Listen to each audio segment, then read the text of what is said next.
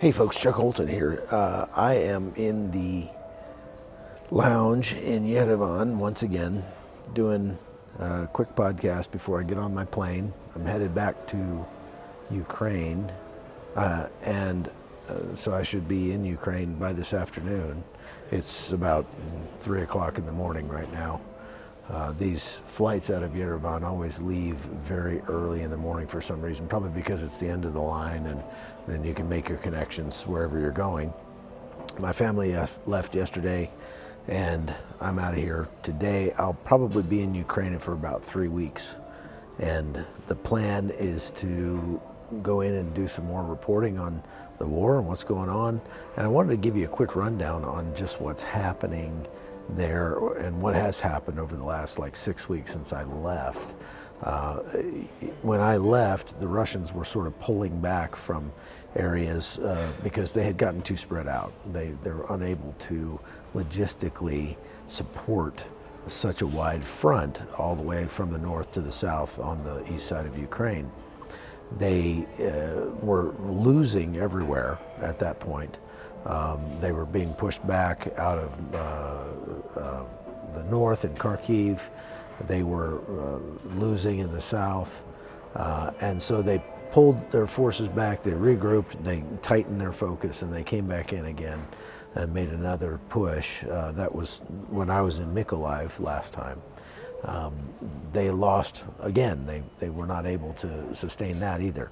So they pulled back some more. They more tightly focused their forces, and they've continued to do that until they can finally start making some gains. So they're right now focused on a very narrow point around Severodonetsk. Now, I was in Severodonetsk before the war started. They have taken about half of that city now, and it's taken them weeks and weeks to do that. It's not a big city, but it's taken them weeks to get as far as they are, which again just shows how poorly trained, poorly led, poorly motivated they are. Now, the Ukrainians, in the meantime, are mounting a big counteroffensive in the south from Mykolaiv into Kherson. And I hope to go down there and do some reporting on that. It sounds like that's going to be fairly interesting as the Ukrainians continue to get better and better equipped. They are going to be able to probably continue to make gains against the Russians, start to push the Russians out of places where they have already been, and the Russians, for their part, in places other than Severodonetsk, are going on the defensive now. They're stopping offensive operations, they're digging in, they're trying to hold the gains that they've gotten. So we'll see how that is all playing out. There's been some talking about the fact that the Russians may actually make another play on Kyiv, but I don't see that happening. I really don't. They continue to bomb random things all around the country, trying to hit some critical infrastructure. They've hit that bridge that I crossed leaving from Odessa that goes into Romania. They've hit that bridge like 4 times. They keep bombing that bridge, and that was actually one of the few actual tactical targets that the Russians have hit, because the Ukrainians were bringing in a lot of that armament that's been given to them across that bridge. So that hasn't stopped the Ukrainians from bringing in the stuff and putting it to use. They're going to continue to do that, and they're continuing to strengthen their play. This is coming to a critical juncture, because if the Ukrainians can start to gain the offensive, they could really turn the tide of this war and maybe even end it sooner rather than later. Now, I've voiced some concerns about what happens to all this armament that we're sending to Ukraine after this war is over, even during the war. We've seen lots and lots of cases where the Russians are already capturing a lot of this armament, and when they do, it is bound to end up in places we don't want it to be.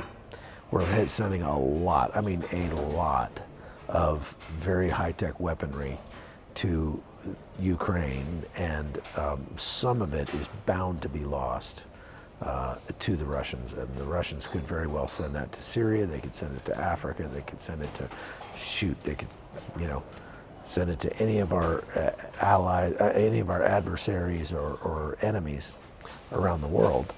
The bottom line, like I've always said, is that stuff is durable and fungible, and so it could be around for 50 years and could end up bringing down civilian jetliners someplace. That's a real problem, but that doesn't necessarily mean we shouldn't be sending it. I think it's important to think deeply and correctly about what we're doing in Ukraine right now. Now, I want to play you a quick quote from Anthony Blinken about, this is Secretary of State in the United States, about what we're sending them and why. And what we've been sending them here recently is some medium-range missiles that can reach out further than the Russian missiles can, for the most part, and give the Ukrainians the ability to, take out some of these Russian multiple-launch rocket systems. This is really what's causing a lot of destruction in Ukraine. These MLRS systems are really bad, and so I want you to hear what Anthony Blinken had to say first. Just this morning, President Biden announced a significant new security assistance package to arm Ukraine with additional capabilities and advanced weaponry, precisely what they need to defend themselves against the ongoing Russian aggression. That includes more advanced rocket systems so that they can strike key targets on the battlefield in Ukraine from longer distances. This is a continuation of a strategy that began even before Russia's invasion. We moved quickly to send Ukraine significant amounts of weapons and ammunition so that they can repel Russia's aggression and, in turn, can be in the strongest possible position at any negotiating table that may emerge. President Putin hoped that his war on Ukraine would divide NATO. Instead, he's united NATO in support of Ukraine and in defense of its own members. He's brought countries around the world together to support the fundamental principles of sovereignty and independence. They see what's happening in Ukraine as a direct assault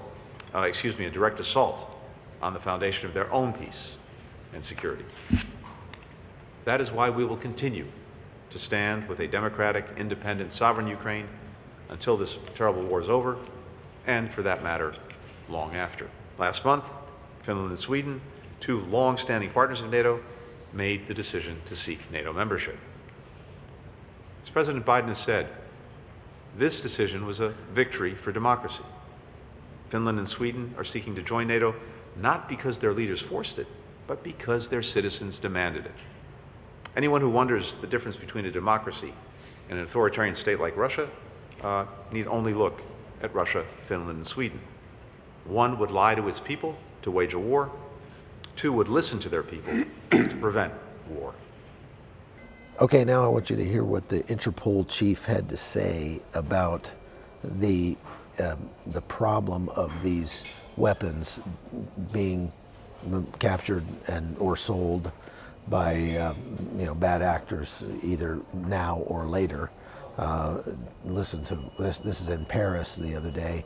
The chief of Interpol voiced his concerns, which mirror. I think we should be alarmed because the experience clearly is in any international conflict zone, wherever an armed conflict is going on, that as soon as the weapons are silent, criminals will try to benefit from the availability of weapons. And of course, it's quite clear that in such a conflict zones, there are a lot of weapons available, not under control always. So we have to expect that these weapons will be trafficked, that they will show up not only in the neighboring region of a conflict zone, but we have experienced that these weapons might be trafficked to other continents. So we need to be prepared. Interpol is offering a number of services and databases to trace and track the trading of weapons. Okay, so obviously I'm going to be talking a lot more about Ukraine over the next 3 weeks or so stay tuned, and I'll be there and try to bring you the truth on the ground as I see it. I've been here in Armenia now for about 3 weeks, and I've been watching the media here. What most people here get is the Russian state media, and it's interesting to see how the Russian state media is portraying this conflict as a righteous cause. They're out here doing the right thing, And they're also portraying the fact that they're winning everywhere. There's no discussion whatsoever of things going badly, of major amounts of casualties or anything like that. And so your average person who's watching the news here is going to have a very different view of what's happening in Ukraine because of the propaganda they're being fed.